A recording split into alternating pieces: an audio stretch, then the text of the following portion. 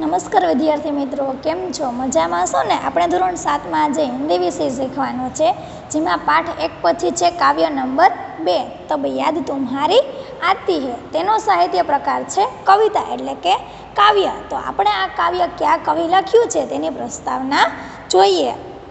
તો આ કાવ્યના કવિ છે રામ નરેશ त्रिपाठी। राम नरेश त्रिपाठी का जन्म 4/3/1889 को उत्तर प्रदेश में सुल्तानपुर जिले के कोयरीपुर गांव में हुआ था। वे कवि, उपन्यासकार, नाट्यकार और आलोचक थे। उनकी मुख्य काव्य कृतियाँ मिलन, पथिक, स्वप्न और मानसी है। स्वप्न पर उन्हें हिंदुस्तान अकादमी का पुरस्कार मिला। उनकी हे प्रभु आनंददाता ज्ञान हमको दीजिए प्रार्थना बहुत प्रसिद्ध है। उनका निधन 16/1/1992 को हुआ। तो विद्यार्थी मित्रों, काव्य की शुरुआत करवानी है, तो चलो આપણે કાવ્યગાન કરીએ।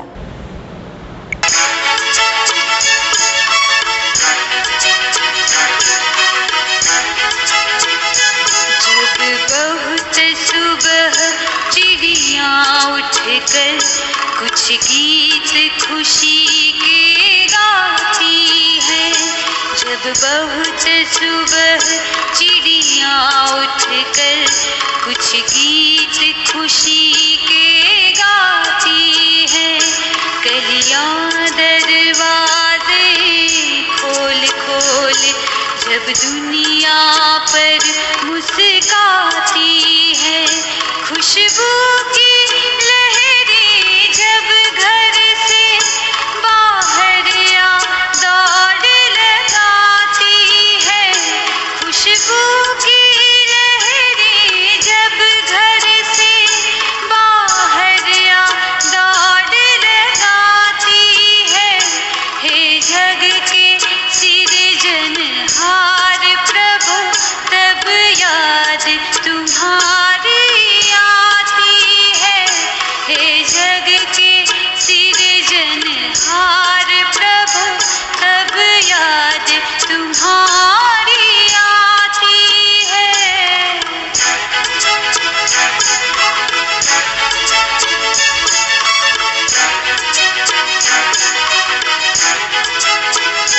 जब छम छम बूंदे गिरती है, बिजली चम चम कर जाती है।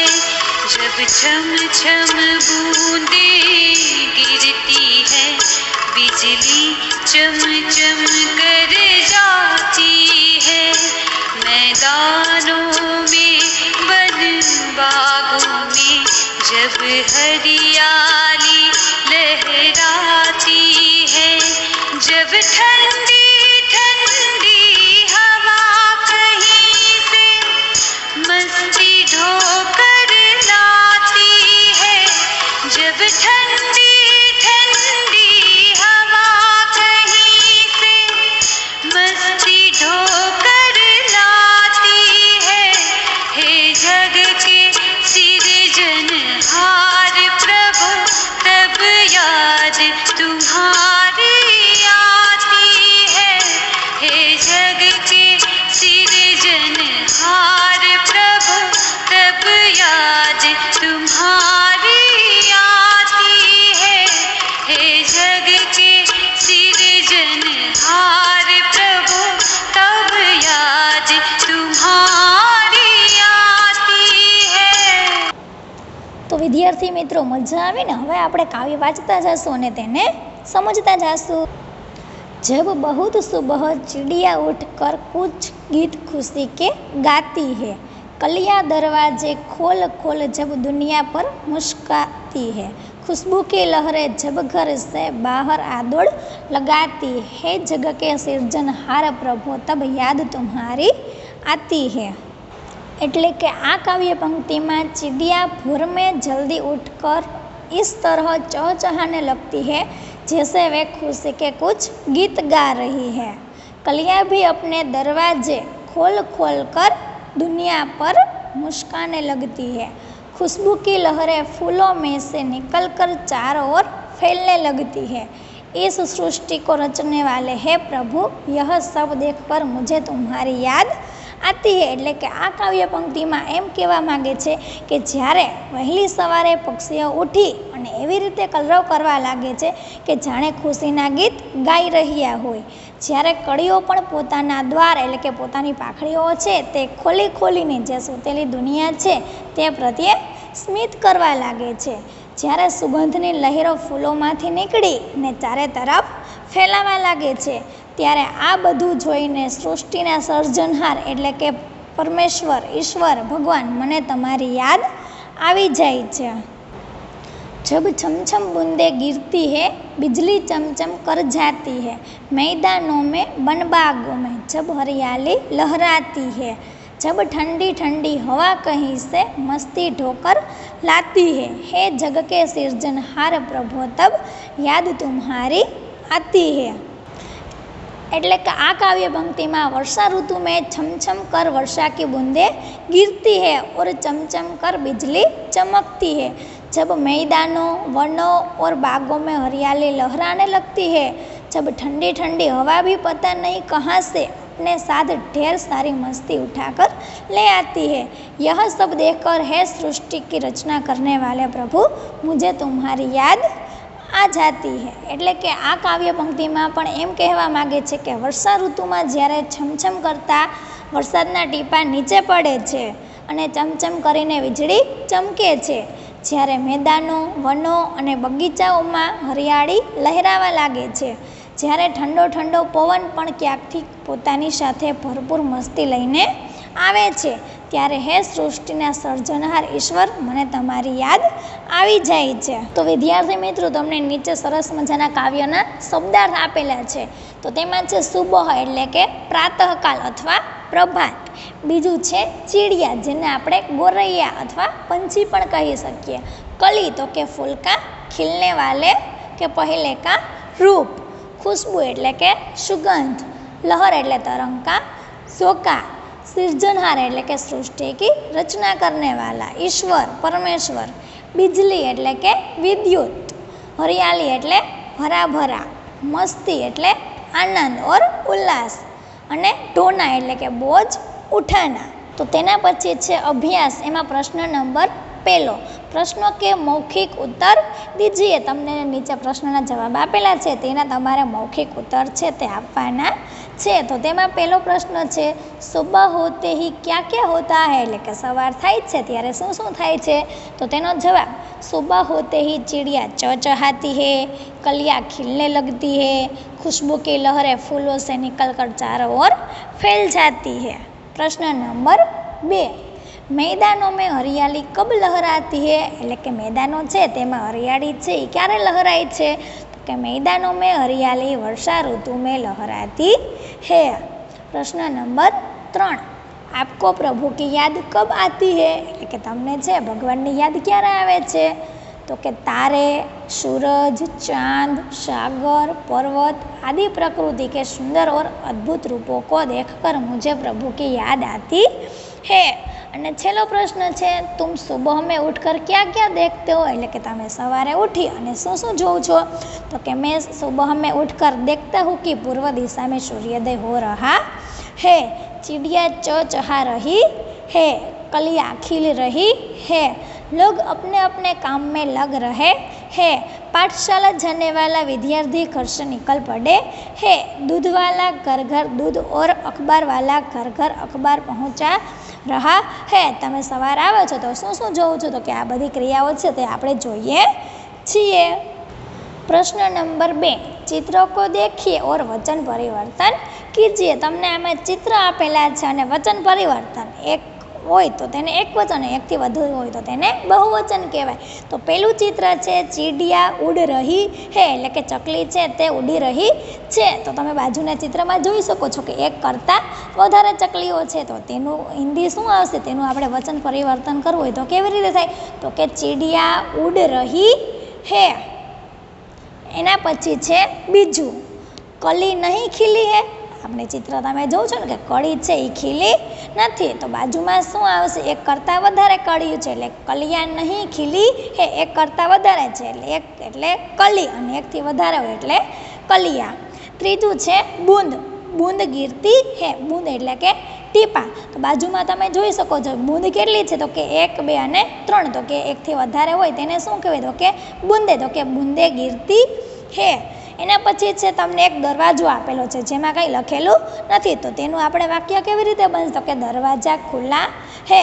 અને બાજુમાં તો તમને આપેલ જ છે એક કરતાં વધારે છે, દરવાજો એક છે એટલે એક વચન, અને એકથી વધારે હોય એટલે બહુવચન, તો કે દરવાજાનું બહુવચન દરવાજે, દરવાજે ખુલ્લે હે. અને લાસ્ટ છેલ્લું લડકી, તો કે લડકી ખેલ રહી હે. તમે એમાં જોઈ શકો છો કે લડકી છે છોકરી છે એક જ દેખાય છે, જ્યારે બાજુમાં છે એકથી વધારે છે એટલે કે એકથી વધારે હોય એટલે શું આવશે? લડકીયા, તો કે લડકીયા ખેલ રહી હે. प्रश्न नंबर 3 है शब्द को उचित क्रम में रखकर अर्थपूर्ण वाक्य बनाइए। तमने अहींया 3 चित्र आपेला है, तेनी अंदर अलग अलग शब्द आपेला है, ते तमारे क्रम में राखी अने वाक्य बनाववानुं छे। तो जो तमे पहेलुं चित्र जो तो तेमां जीवन, जल, हे अने ही, तो आपणे आ बधा शब्द लई अने व्यवस्थित रीते साचुं वाक्य अर्थ रीते बनाववानुं छे। तो के ते वाक्य केवुं आवशे? तो के जल ही जीवन हे, एटले के जल छे ते ज जीवन छे। एना पछी बीजुं चित्र छे, एना शब्द जो हे, फूलो, भरता, में, रंग, कोण, आ बधा शब्द छे। तो के तेना उपरथी आपणे छे एनुं अर्थपूर्ण वाक्य छे ते बनाववानुं छे। तो तेनुं वाक्य आवशे फूलों में रंग कोण भरता है, एटले के फूलो छे तेमां रंग कोण भरे छे।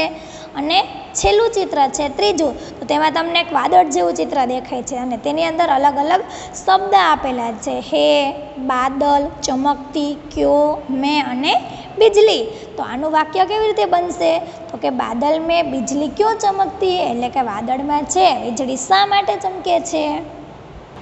प्रश्न नंबर 4 है सरस मजानी तमने एक्टिविटी आपेल है कि सबसे तेज कौन। छात्रों को 7-7 के यूथ में बांटिए और अपने नाम के पहले वर्ण के अनुसार शब्दकोश के क्रम के मुताबिक खड़ा रहने को कही। एटले कि आज एक्टिविटी है, अत्यारे तो आपणे स्कूल बंद है छतां तमे तमारा घरे तमारा मित्रों तमारा मम्मी पप्पा साथे पण करी शको। तो तेमां पहेलुं छे रमेश, अशोक, विपुल, साहिल, राकेश, मुकुल अने मयंक। तो आमां केवी रीते करवानुं छे? तो के तेमां छे अशोक, मयंक, मुकुल, रमेश, राकेश, विपुल अने साहिल क्रम अनुसार गोठववानुं छे कक्कावारी प्रमाणे। जेम अ, आ, ई आपणे आवे छे ने तेवी रीते आ जे प्रवृत्ति है, जे शब्द है तेने तेवी रीते गोठववाना छे।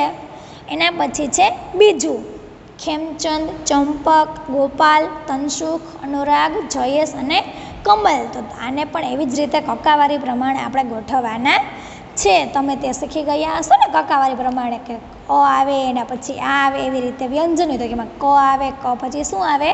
ख आवे। एना पछीनो प्रश्न है नीचे दिए गए शब्दों के अर्थ शब्दकोश में से ढूंढकर तेजी से कौन बता सकता है। तो एमां पहेलुं छे कूक, तो के कोयल की बोली। बीजू है इरादा, इरादा एटले संकल्प।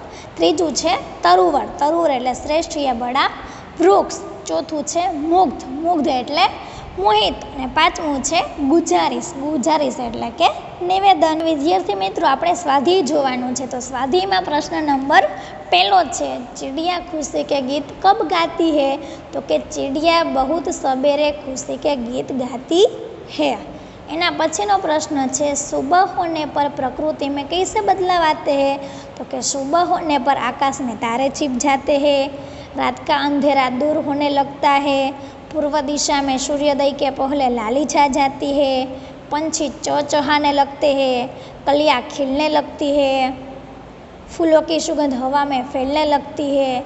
इस प्रकार सोई हुई प्रकृति जाग उठती है और वातावरण में ताजगी का अनुभव होता है। एना पछीनो त्रीजो प्रश्न है पृथ्वी पर हरियाली कब छा जाती है। तो कि वर्षा ऋतु में धरती को पानी मिलता है, वीरान पड़ी धरती पर घास उगती है, सूखे पौधे हरे उठते हैं, पेड़ों को नया जीवन मिलता है, उनके हरे पत्तों की शोभा बढ़ती है। इस प्रकार वर्षा ऋतु में पृथ्वी पर हरियाली छा जाती है। एना पछी लास्ट प्रश्न छेल्लो, हरियाली कहाँ कहाँ दिखाई देती है? तो कि वर्षा ऋतु आने पर मैदान में हरी घास उग जाती है, खेतों में हरी फसलें लहलहाती है, हरे भरे पेड़ पौधे झूम उठते हैं, बागों और जंगलों में भी हरियाली की बहार छा जाती है, सूखे पर्वत हरे हो जाते हैं। इस प्रकार वर्षा ऋतु में धरती पर जहाँ देखो वहाँ हरियाली दिखाई देती है। एना पछी प्रश्न नंबर 2, निम्नलिखित काव्य पंक्तिओं का भावार्थ लिखिए। तमने अहींया 2 काव्य पंक्तिनी લીટી આપેલી છે, તેનો તમારે ભાવાર્થ એટલે કે જે કાવ્ય પંક્તિ છે તેને તમારે વિસ્તૃત વર્ણન કરીને લખવાનું છે। તો પેલી છે, કલિયા દરવાજે ખોલ ખોલ જબ दुनिया पर मुस्काती है। કે તેનો જવાબ શું આવશે? તો કે सुबह होने पर कलिया भी जैसे नींद से जाग उठती है, उसकी बंद पंखुड़ियाँ खुलने लगती है, वे मानो सोने वालों पर मुस्काती है और कहती है कि हमारे तरह तुम भी हंसो मुस्काओ, आलस और उदासी को दूर भगाकर काम में लग जाओ। बीजी आपेली है, जब छमछम बूंदे गिरती है बिजली चमचम कर जाती है। तो कि तेमा वर्षा ऋतु में बादल बरसने लगते हैं, तब पानी की बूंदें छमछम की आवाज़ करती है, ऐसा लगता है जैसे वे नृत्य कर रही हो। उस समय बिजली भी चमकती है, ऐसा लगता है जैसे बूंदों का नृत्य देखकर आकाश का चेहरा खुशी से चमक उठता है। एना पछी प्रश्न नंबर 3, उदाहरण के अनुसार निम्नलिखित शब्दों के समानार्थी शब्द कोष्टक में से ढूंढकर वाक्य में प्रयोग कीजिए। तो तमने आमां एक एक्जाम्पल आपेल है सुबह, तो कि सुबहनो समानार्थी तो कि प्रातःकाल, तो तेनुं तमारे वाक्य बनावानुं छे। प्रातःकालनुं बनाववानुं छे कि प्रातःकाल देवालय में पूजा होती है। एवी रीते खुशी, खुशबू, बहुत अने मुस्काना, तो कि खुशी छे तेनुं समानार्थी तो कि आनंद। तो आपणे तेनुं वाक्य बनाववुं होय तो केवी रीते बने? तो कि आज शहर में बड़ा आनंद आया। एवी रीते छे खुशबू, तो कि खुशबूनुं समानार्थी तो कि खुशबूनुं समानार्थी थाय सुगंध, तो कि तेनुं वाक्य बनाववुं होय तो कि मुझे गुलाब की सुगंध अच्छी लगती है। त्रीजुं छे बहुत, बहुत एटले ज्यादा, तो कि एनुं वाक्य आपणे बनाववुं होय तो कि आज ठंड ज्यादा है। अने छेल्लुं छे मुस्काना, मुस्कानानुं समानार्थी तो कि हसना, तो कि आपणे एनुं वाक्य केवी रीते बने? तमे तमारी रीते पण आना वाक्य छे ते बनावी शको। जोकर को देखकर हंसना आता है, जोकर होय एने आपणे जोईए हसवुं आवे छे ने। प्रश्न नंबर 4, इन यात्रियों को शब्दकोश के क्रम के आधार पर अपने अपने डिब्बे में बिठाइए। એટલે કે તમને આમાં એક સરસ મજાની રેલગાડી આપેલ છે, તેમાં શબ્દ છે અને ઉપર છે છોકરા અને છોકરીઓના નામ આપેલા છે, શબ્દ આપેલા છે। તો તેમાં પેલું છે મુસ્કાન, ચાંદ, मैदान, કલિયા અને ઉઠકર। તમારે રેલગાડીમાં છે જોતું જવાનું છે અને જે છોકરીઓ હોય અથવા છોકરા હોય તેમાં જે નામ હોય તેની સામે તમારે જોડવાના છે। તો વિદ્યાર્થી મિત્રો, તમને મજા આવી છે ને? તો આ વિડીયો જો પસંદ આવ્યો હોય તો અમારી યુટ્યુબ ચેનલને લાઈક કરો, શેર કરો અને સબસ્ક્રાઈબ કરો। ધન્યવાદ।